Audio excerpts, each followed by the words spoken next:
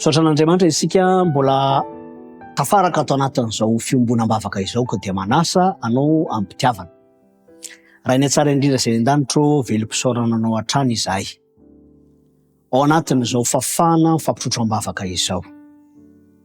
Koa ataovy tsapanay hatrany Tompo ny famelan-keloka tanteraka avy aminao.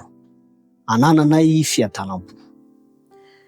Miomam-bavaka izay amin'ny namana Fredine izay manana antom-bavaka manokana ho azy. Fantatrao zany Tompo. Koa raiso ary matoky simino izay ny amin'ny valim-bavaka izay homaninao amin'ny mpanomponao. Misy ihany koa lafiny ara-pahasalamana dia hidiranao antsetra ihany koa zany indrindra raha misy fitsaboana izay efa atao. Toy izany ihany koa ny angatana manokana ho an'ny fiainany ara-panahy. Mba ho tsapany hatrany Tompo fa tsy mafoy ary tsy masaraka azy ihany koa ianao mandray an-tanana ny fiainan'ny mpanomponao. Tonoina ny vavaka ao amin'ny anaran'i Jesosy Kristy. Amen.